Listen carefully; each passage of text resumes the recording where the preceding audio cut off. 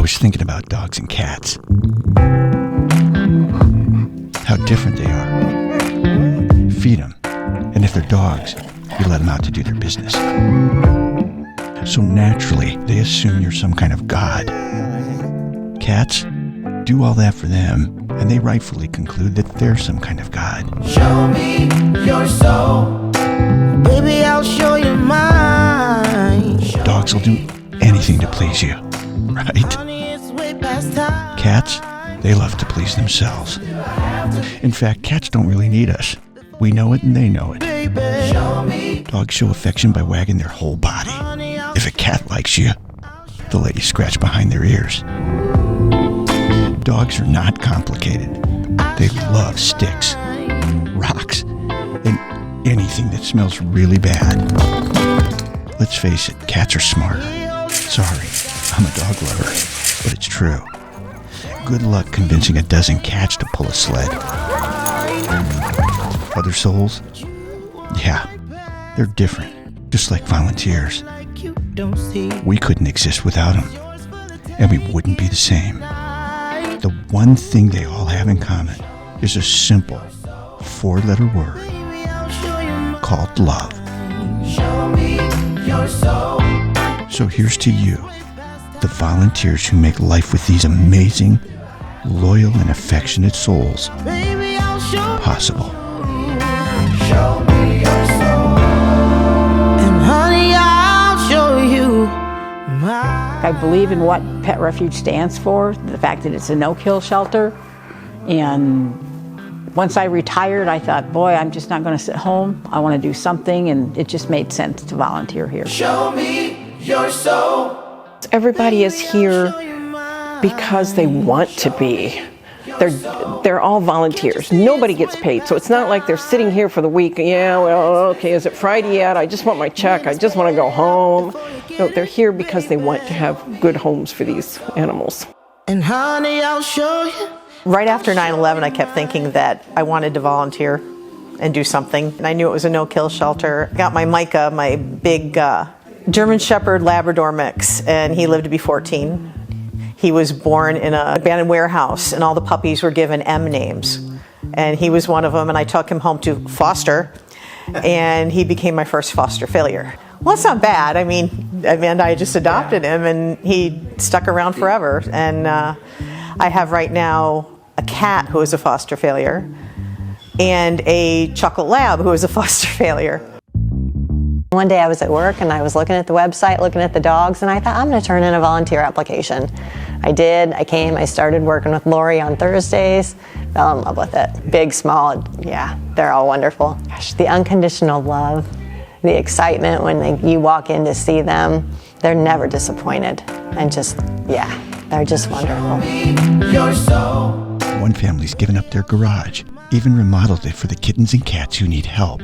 I started putting cages in the garage, and they haven't left yet. But I have lots of wonderful volunteers that help me take care of it. Started with one that was a mangy old cat, tomcat, that had to have his tail amputated, but he got gorgeous looking, got adopted, and then it just grew from there. The people who come in donating, it's because they've recently lost their animal, and they're bringing in like food or medication, beds, toys.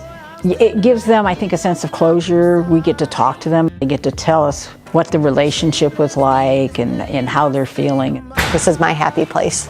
They're just so loving and just fun, and they just want to be with you and be loved. They make me laugh and they make me cry at times. Yeah, when you have to say goodbye when they go to their forever home, but it's so worth it. It's hard, but it's not, because that's what we're here for. I mean, that is our goal. I don't want to see, I would love not to have shelters, but you know, it is our goal.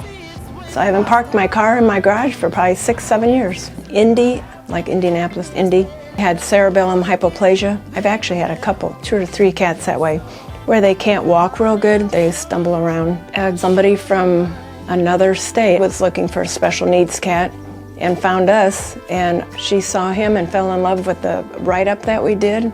And one of her friends was coming to visit her from North Dakota and came this way and took her. It was South Carolina, that's where they lived. So it was great. I thought I'd have him there forever, but nope.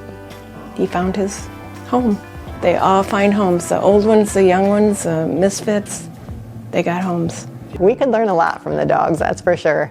Patience, tolerance, just knowing they have to wait and get along with others. Cats are harder to win over. A dog wants to please anybody that comes along. Yeah, oh, yeah, whatever you want. And the cat's like, not today. Show me your soul. Owen was a little deaf puppy that came in. Cutest thing you would ever see in the world. But I remember when I was outside and I went to open his door, I looked in and he was in there curled in a ball, sleeping on his bed. Being that he was deaf, he didn't even know I had opened the door. And I just looked in at him and waited, and he finally, something made him sense to open his eyes, and when he saw me, he lifted up. Show me your soul. And then I waved for him to come out, and he just pranced around and jumped around and was just the cutest thing that could be. I was petting the cat that was on top, and apparently he thought I should be paying more attention to him, and he just climbed up my leg and cuddled.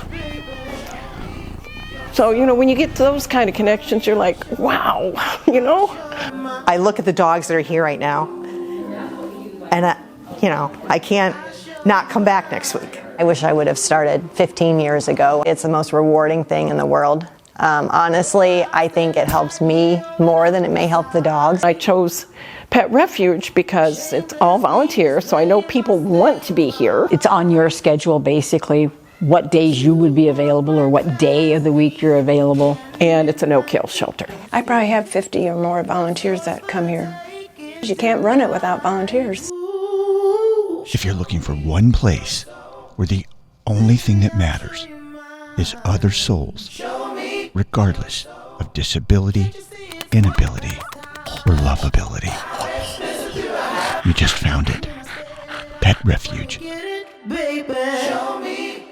Here's to the generous men, women, and young adults, and the people who support them for their unapologetic, no-holds-barred, unconditional love. A 4-letter word that says it all. Here at Pet Refuge in South Bend.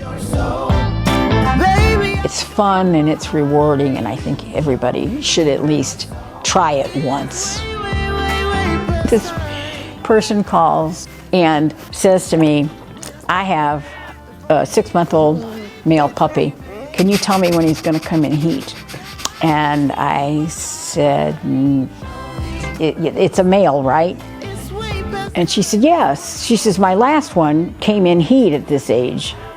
And I said, was it a male? And she said, well, no, it was a female. I said, well, your male's not going to come in heat. I said, I can promise you, not ever will he come in heat.